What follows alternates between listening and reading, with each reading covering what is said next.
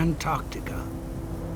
13 million square kilometers of snow and ice, and the setting for an extraordinary challenge. It's ridiculous that a place like this should exist.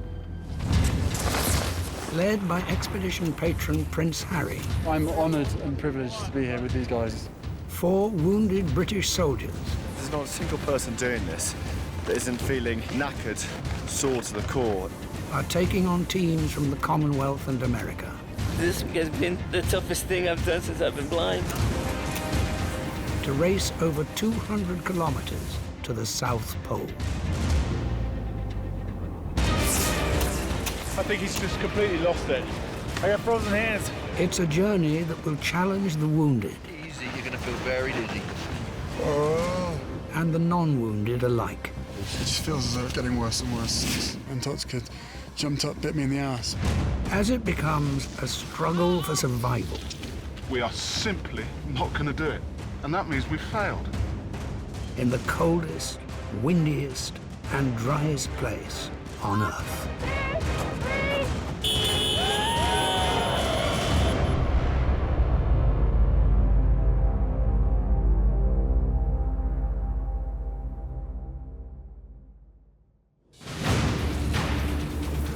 At 1 o'clock, the teams head out into the freezing wilderness. Team UK in red take an early lead. Close on their heels, the Commonwealth in orange, followed by Team USA in blue. 12 amazing people have managed to pull themselves through, a year's worth of training to get to the South Pole, and I think that is a huge achievement. They're hoping their race will inspire their fellow wounded. For some of them, lying in a hospital bed, being told you may never walk again, or you're going to be restricted for the rest of your life. Hopefully they can associate themselves in some shape or form with someone in one of those teams and go, well, if they can do it, I can do anything. And that's the point. That is the point of this whole adventure, in my mind. All 4 of the British team are amputees. Captain Ibi Ali's arm was severed by a roadside bomb. Major Kate Philp lost her leg to an IED. Captain Guy Disney's leg was destroyed by a rocket-propelled grenade. And Sergeant Duncan Slater lost both legs when his vehicle was blown up. Already, pulling 80-kilo sleds is testing fragile, rebuilt bodies. The ground underfoot is a sea of sastrugi, frozen waves of unforgiving ice. Everyone's learning the hard way. If you screw up out here, you get punished.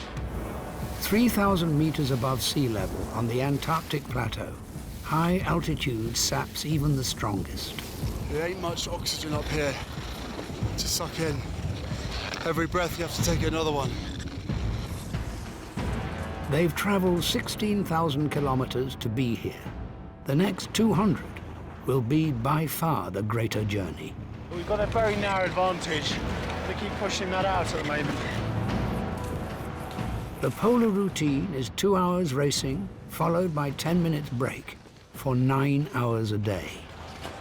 Well, we're going at a steady 3.3 kilometers per hour. Each team has a polar guide. For the Brits, it's Conrad Dickinson. And at the moment, we're in the lead, so I'm quite pleased with the team.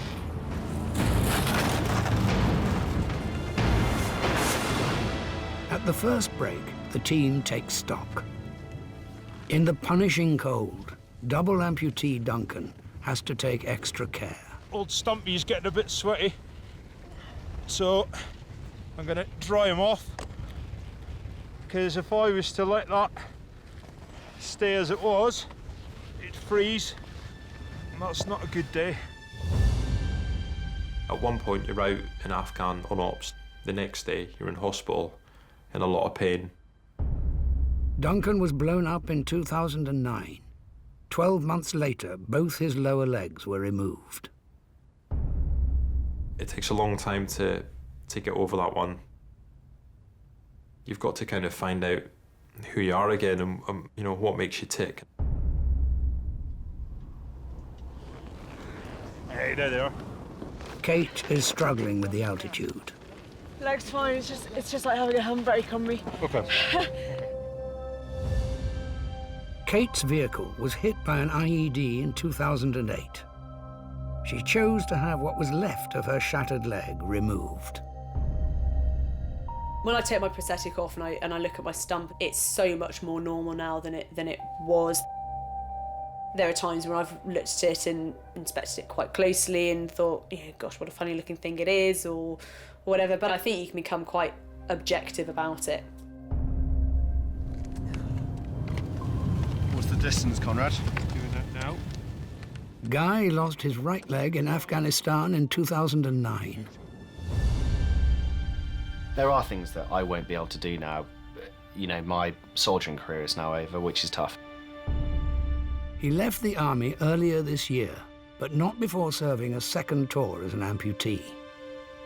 I'm a strong believer that you just get on with life, and I was very conscious of making that decision when I was injured.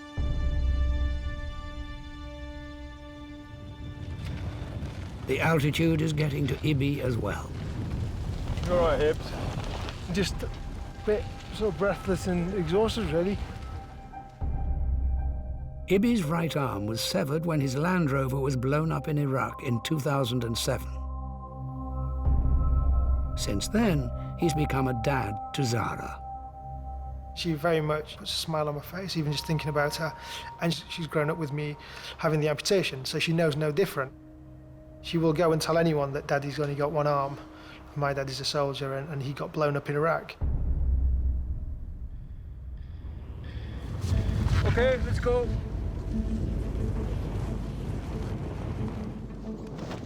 The brakes are vital for refueling.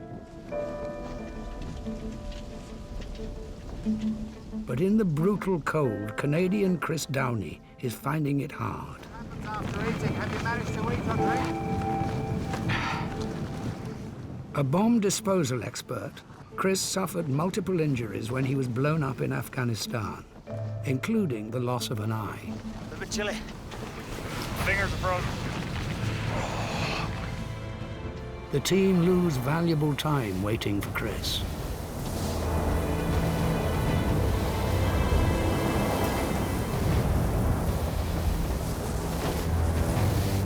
The Commonwealth slipped down to last place, pulling Chris's sled for him. But even without it, Chris is deteriorating. He's gone on ahead, on his own. I think he's just completely lost it. Supporting the Commonwealth team is Simon Dalglish, one of the charity co-founders. Chris, how are you? I got frozen hands. Let's have a look. I'll be okay.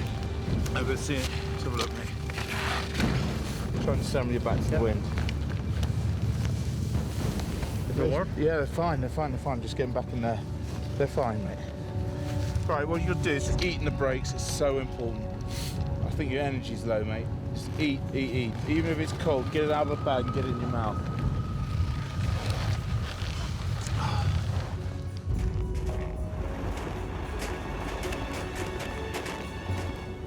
At the end of the day, the teams pitch camp, 14 kilometers closer to the pole. The first priority is to warm up.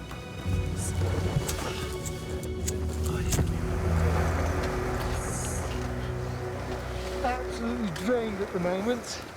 It's been a bit of a baptism of fire, but we've made it some good ground, and yeah, a bit of an eye-opener.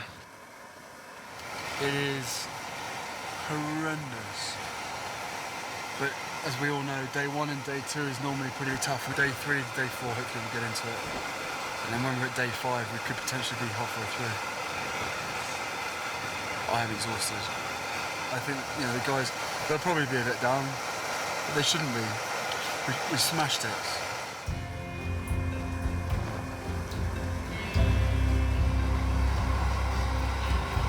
Status. What's our status? Winning. Winning. Yeah, that's a good one. We'll have that. Team condition. Fragile.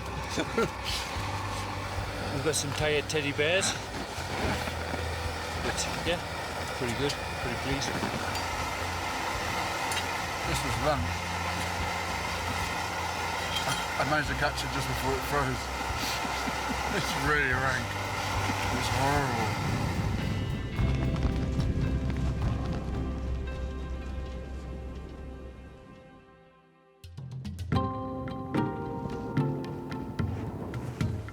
As the second race day begins, spirits are high. And you're right, my beard is ginger. He was trying to say, do you think it's blonde? I'm going, no. At least it's not grey. Hey, come on, steady man. Canadian Chris Downey seems back on form. I'm good now. Doesn't like making yourself feel like an ass on day one.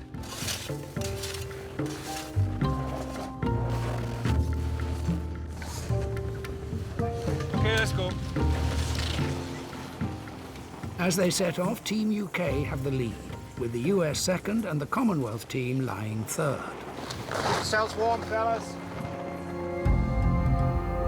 Navigating the sharp ridges of uneven ice is particularly challenging for blind American Ivan Castro. Right, go off a lift. On it now. Ivan lost his sight in a mortar attack in Afghanistan. This is like being back at war. The terrain is your enemy. And it's a battle. We're fighting each step of the way. It's a battle that some of the Commonwealth team are losing. Expedition Doctor Dan Royth Dessar has an emergency call-out. It seems that Chris has collapsed. After struggling on day one, Chris Downey is now in serious trouble.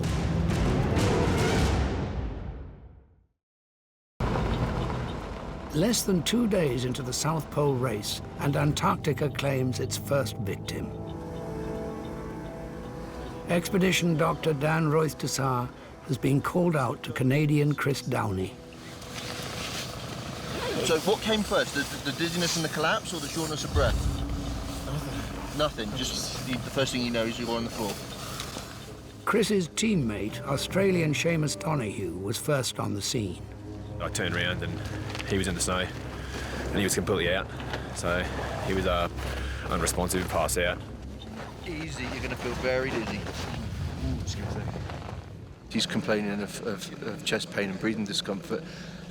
What I want to do is spend at least the next 24 hours checking him over, making sure that he's absolutely okay, as if not, he's staying with us with the vehicles. Chris is taken back to the expedition base camp. His team ski on, 2 hours behind and 1 man down. It's like letting your team down. Pretty miserable. Being weak in front of them, that sucks. Slowing them down, that sucks. It all does.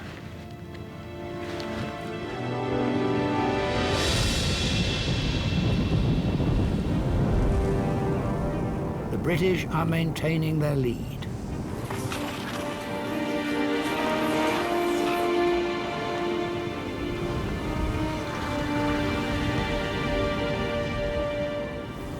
As they race, even in the cold, it's all too easy to overheat. You want to be comfortable. You should never be warm. You should be comfortable.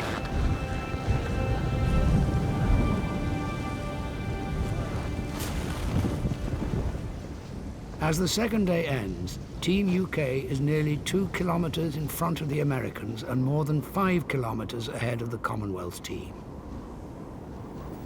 But the British lead has come at a price. It's on it. Harry Herkson is expedition paramedic. Heavy pain in this?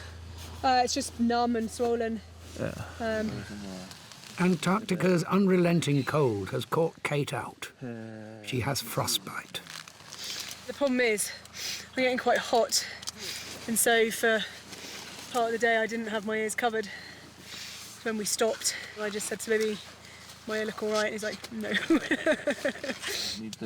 If Kate's frostbite worsens, she could lose part of her ear and her place in the race.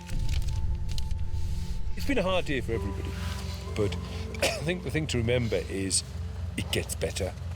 The body adapts, the sledges get lighter, the snow levels off a bit, and that's what will happen.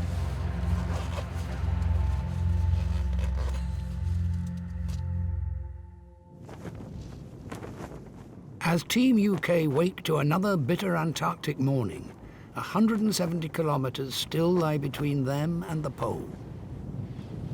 Good morning. Day 3. Union Jack is flying high. Where is she? There it is through there. Nice little touch that. Where's our fearless leader? There he is. Yay! He's smiling now, but he was spooning me about 4 hours ago. It is only day 3, and it's starting to hurt. There's not a single person doing this that isn't feeling knackered, sore to the core. It's just how you get on with it. That's really the test now. You know, I got in the tent yesterday and I was like an old man. I was in a lot of pain, like stumps are swollen. I was in rag, but you're going to be in rag after 9 hours skiing, Our one solace is listening to our iPods. Everybody's iPods crashed because of the cold.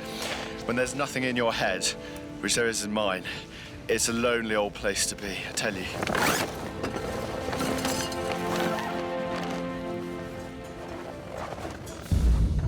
Conrad is not happy. The team is slow getting going. We agreed last night we were going to start at 9 o'clock. When you have a football match that kicks off at 3 o'clock, you don't have a football player shuffling on at 3:15 saying, sorry, I'm late. Yes, it's cold. Yes, it's hard. Yes, it's difficult. Yes, we're under the weather. But you've got to lift yourself into a positive spiral. Otherwise, we will fail.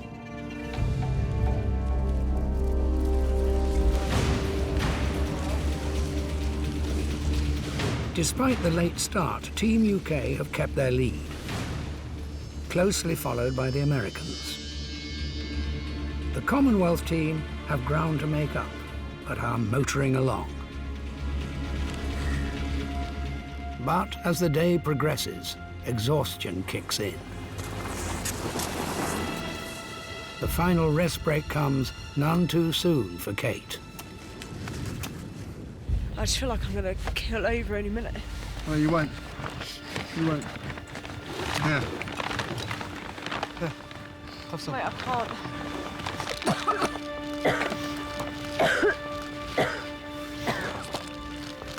Thank you.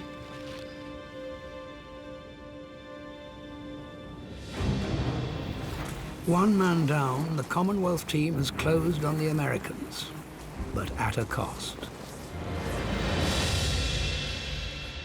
It's not just the wounded suffering in the arduous conditions. Despite 20 years' experience, Australian polar guide Eric Phillips has been hit hard. How's the day been? Terrible. I can't get breath. I can't get breath. And you're not feeling the pain.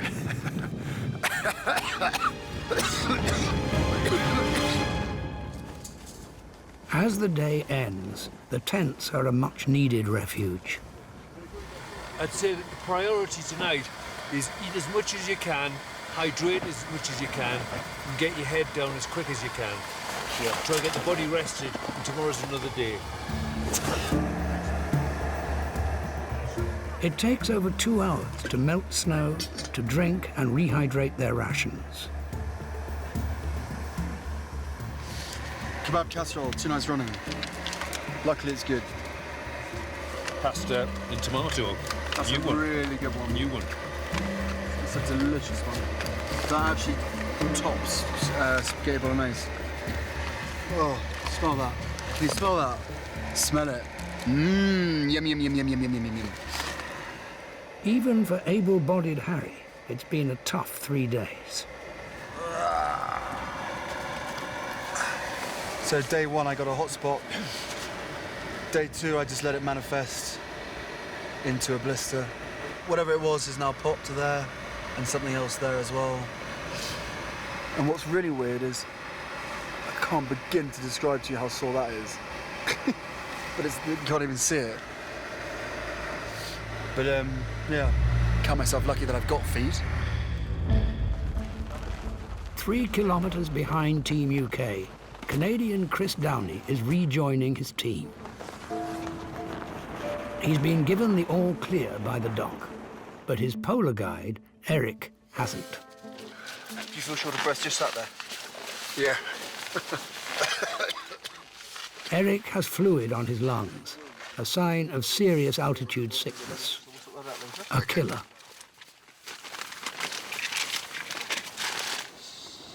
Just have to see how you actually respond to the treatment. But you can't carry on like that day after day after day. You know it. You know it. That could have you very ill very, very quickly. For now, Eric's race is over. The doc's medical rounds continue with the Brits. Coping well with that, aren't you? Yeah, it's good. Good. Jeez, Dan, you could go down with some sort of cold weather injury here. You mad? Reduced circulation and muscle mass make their stumps especially vulnerable to cold weather injuries. The only bit on here is the usual fib head. That's the usual bit that gives you the problem. Which is just started. Kate's stump is sore, but her frostbitten ear is the bigger worry. I think you've got some damage. You may have some damage to the cartilage of your ear there, and so you're not going to get away completely scot-free. But if I can keep it covered like I did today, there are no guarantees. You are in the middle of nowhere. I need to dress it anyway. The treatment's the same, but we've got to be very clear about this, okay? Because of where it is, I don't want you to get any sort of ongoing cosmetic damage there, Kate. I really don't. Okay, so what's the worst case? Damage to the ear, damage to the cartilage of the ear, and is it just cosmetic, or would it affect? No, it won't affect you. It won't affect hearing, but it will give you like a cauliflower. If I keep my hair long, I'll be all right. It'll give you like a cauliflower ear. Okay. But it's a decision that you've got to. I think. You've got to decide on, I'm afraid. I think we carry on, and I just keep it covered like I did today. Okay, we'll dress it for you. All right. If it gets any worse, it will be the end of the race for Kate.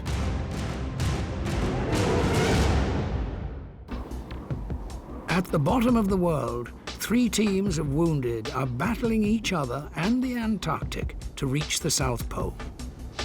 Race status. Team UK, first place. Everyone's looking good in front. All pretty tight. Second place, USA.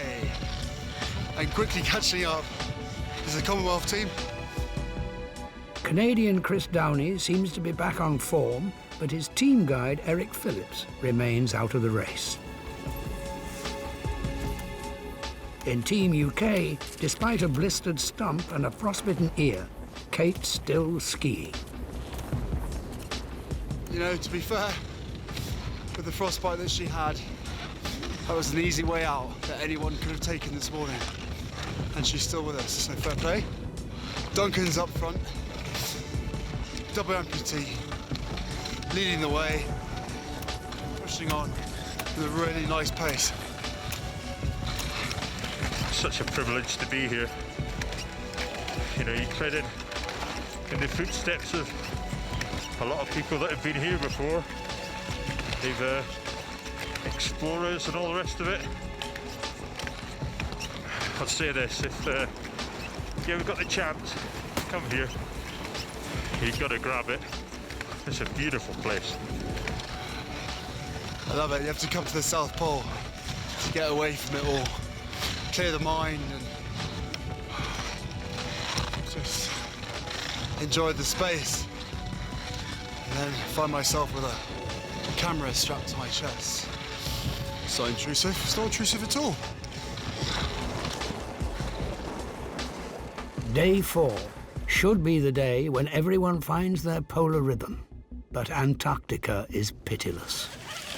Its cold, dry air burns the lungs. Kate has been suffering since the race began, as has Richard Eyre, UK team mentor. You're doing stuff really terrible. I can't breathe. And you, Kate, how are you?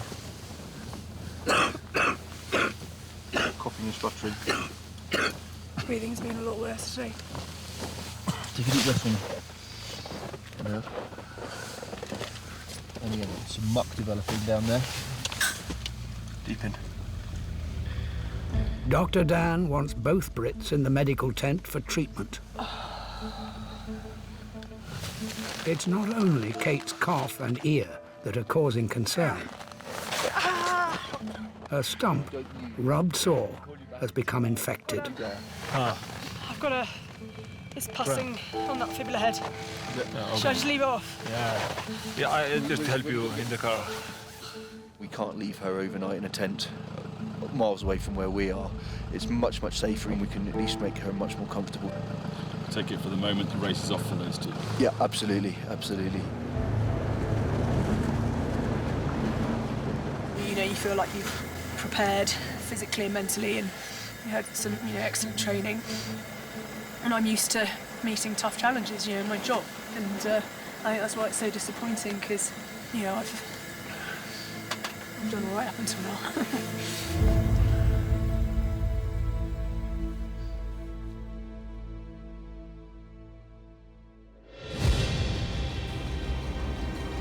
The next day, and the team ski on, minus 3 of their fellow racers.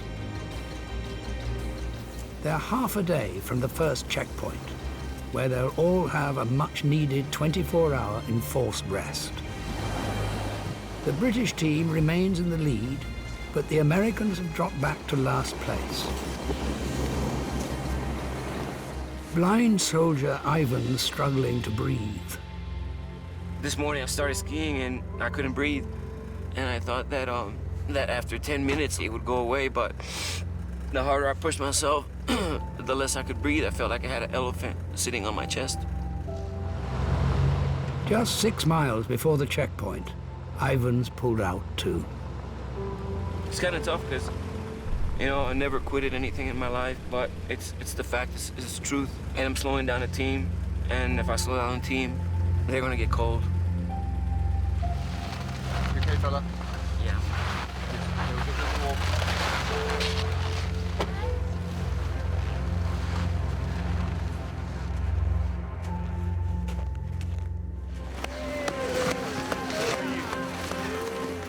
At 10:54, a depleted Team UK arrive at the checkpoint first. Hey ho!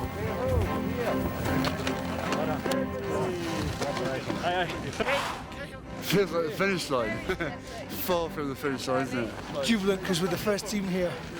That's a third of it done now. The team pulled the puddings out. You have people no legs, single legs, fantastic. Guy and Duncan, remarkable.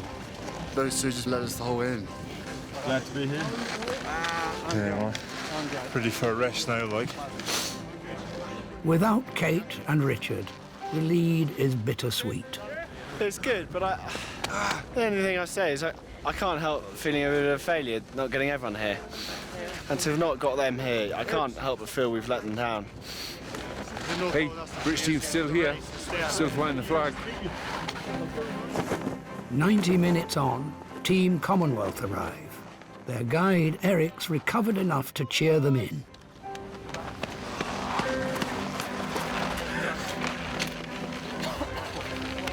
Great, I know you. An hour later, Team USA make it, 1 man down. Just wish I was out there with them, coming in with them, and not standing there waiting for them. But I'm happy to see that they're coming in. Well done, Therese. You made it. Thank you. Well done. We're not even third of the way there. Altitude, frostbite, and exhaustion have taken out members of every team.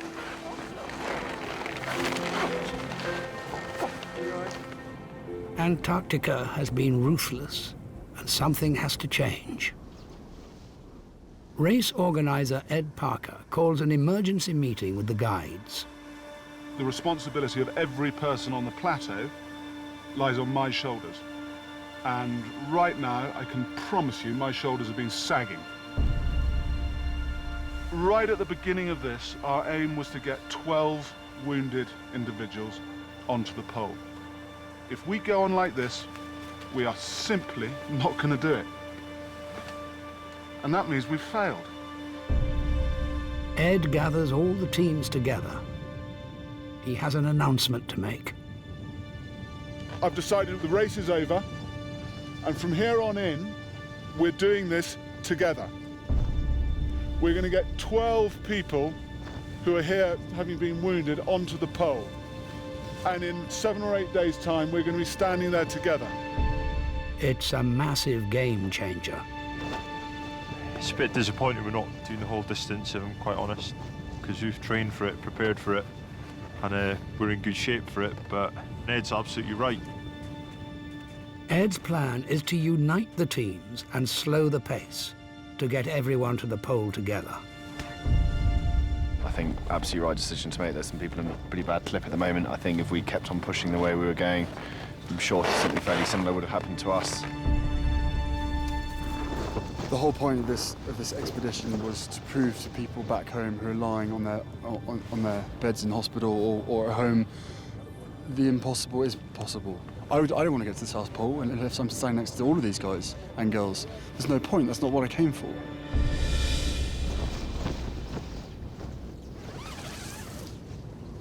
Who's that? It's me. Surprise! Surprise, surprise. How are you, Harry? You okay? I'm good. It's foot and hand inspection time, I'm afraid. Foot and hand inspection time.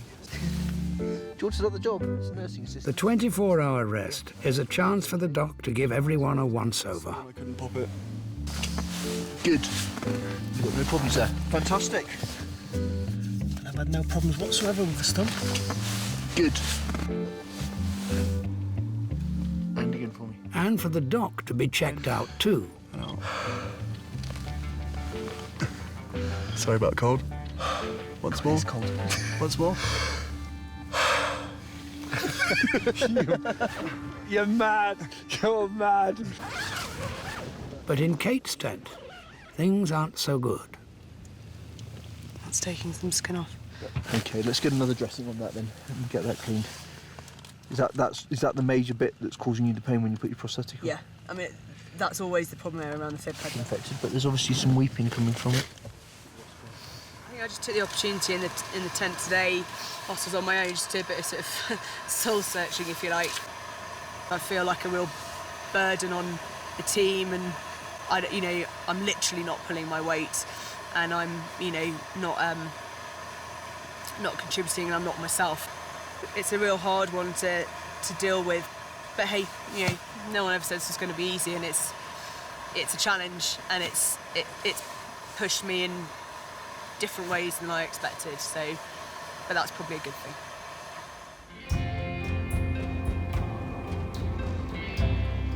A lot of these guys and girls have done heroic things, but they're not heroes. They're normal people trying to get their lives back on track.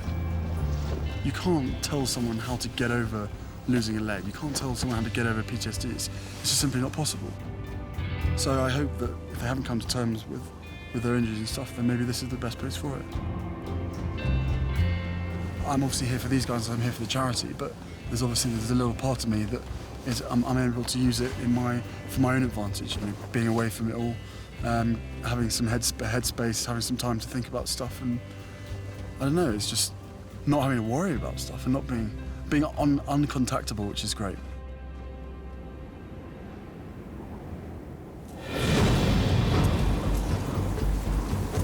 The next day, the teams, no longer in competition, set off for the pole together.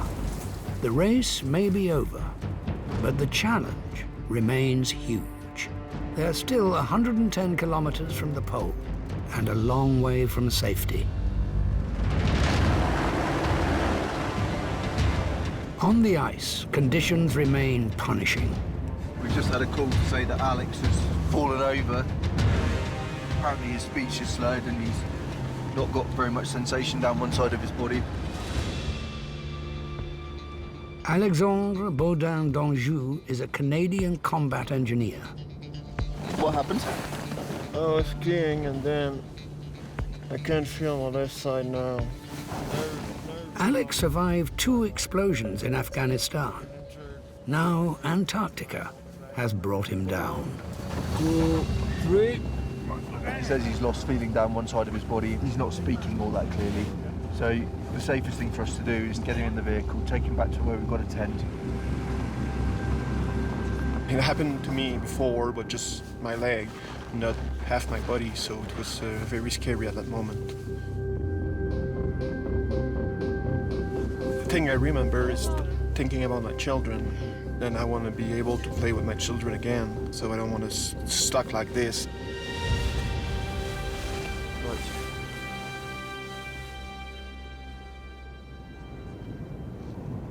The race was stopped to make things safer, but Antarctica remains utterly unforgiving. And it's not long until there's another emergency call. He's had headaches for a number of days, but I gather it's got worse overnight. This time, it's Prince Harry.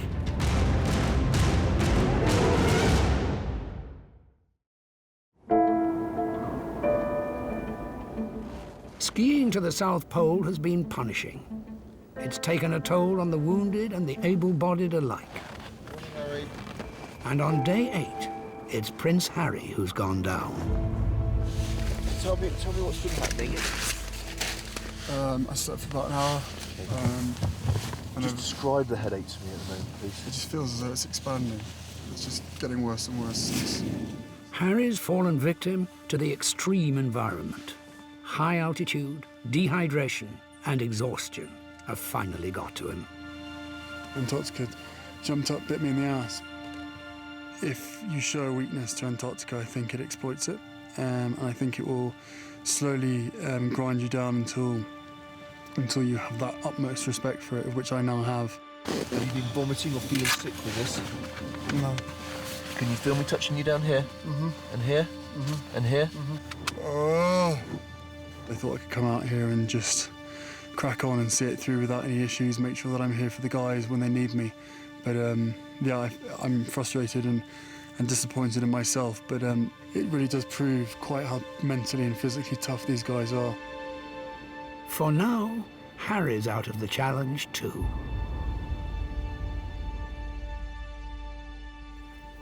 The next morning, 80 kilometers from the pole, Prince Harry is itching to get back on the ice. Being tent-bound really sucks. If I can join the guys for the last couple of hours today, that'd be great. I don't really enjoy sitting around doing nothing, especially when I know that they're walking 17 kilometers.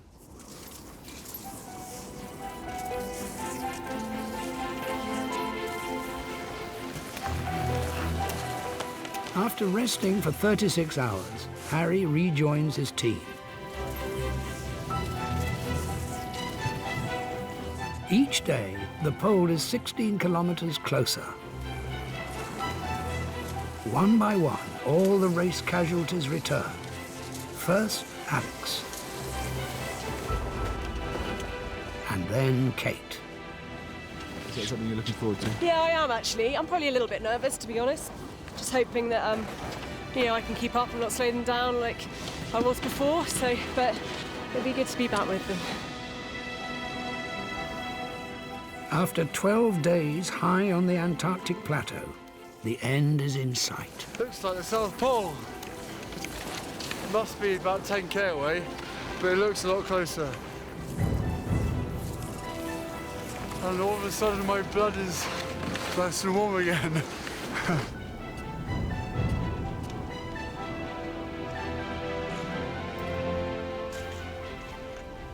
The pole is just half a day away.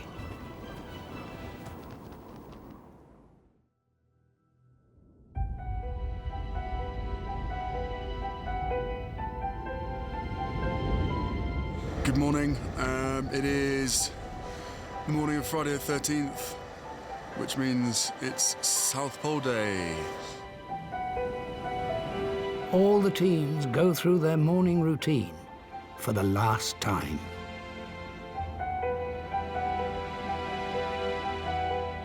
Feelings, relief, I think, is probably the biggest one. Not just for me, but for everybody. But at the same time, I get the fact that some of these guys, it's been a hellish 2-3 weeks.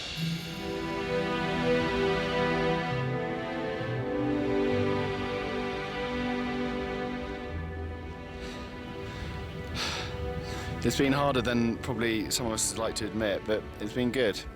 For me, it's been an utter privilege to do it with Dunk. The days when I felt a bit sore, a bit tired, I just look at that man and see him powering on, and it's amazing.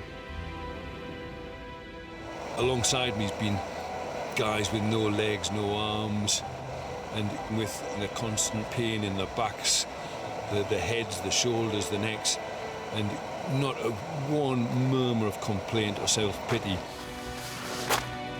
From day one, the old stumps have gone black and blue with a bit of bruising, a bit of swelling up. But we knew that was going to happen. That's par for the course. You can't walk over 200 kilometres and not get a bit of a swollen leg, like. Oh my God! I thought it was Prince Harry for a minute. I think I win the beard competition. Looking forward to having a final ski today, especially seeing as yesterday went well. Hope everyone else is feeling good. I'm sure they are. Just thinking of all those men and women that have served and been wounded or killed. And so, guys, if you're looking down on me, thank you very much for your help and inspiration. And thank you for your sacrifice. Cheers, guys.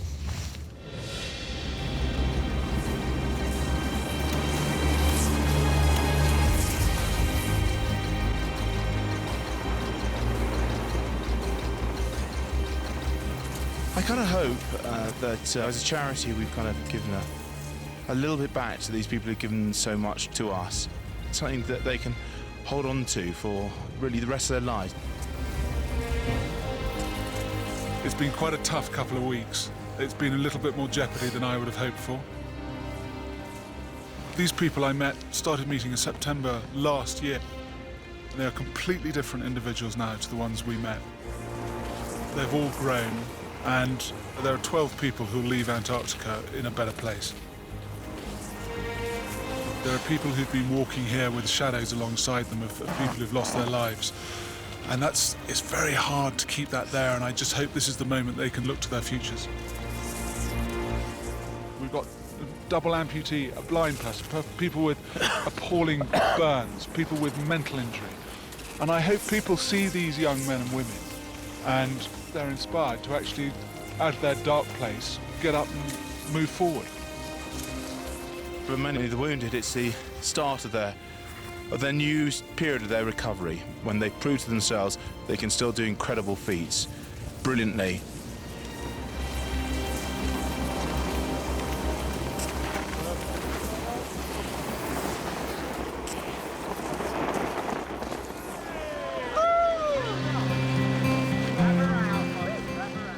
After 13 days, 200 kilometers and 7 medical emergencies, all 12 wounded soldiers ski to the South Pole together.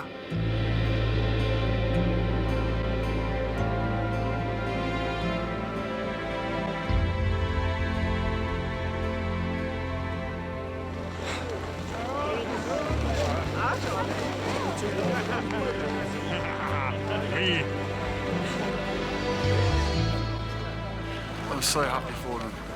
It's brilliant. They've done so well. Every single person, but especially those 12 guys and girls. Right. Good job. Really good job. Hey, oh. I can't. I'm a mess.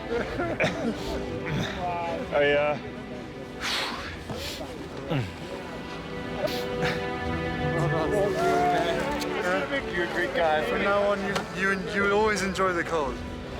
It's good. Yeah, very good. It's nice to finally be here.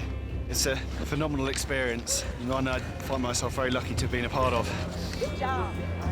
It's just such a privilege to be here, and regardless of the fact that I've only skied half the distance, it's still absolutely incredible to be here. It really is. And I couldn't be here with a better bunch of people. I think the achievement as a group is more important to me than anything else. We've managed to get our team to the South Pole through not just the actual terrain, but physical and psychological hurdles have been overcome. And we've gone through that as a team. What happened in Afghan took my legs, it didn't take my spirit. You know, I've needed help out here, but you still try. You know, you still give it your best shot when you can, and I think that's what's important. So I guess that's the old me, you know. So yeah, hopefully things are on the up. Look what happens when when so many people come together, you can achieve pretty much anything. As Afghan and other conflicts cease, we've got to come together. We have to ensure that these guys and girls, you know, succeed in every possible way they can in the lives that they choose to lead. I'm honoured and privileged to be here with these guys. It's been very special.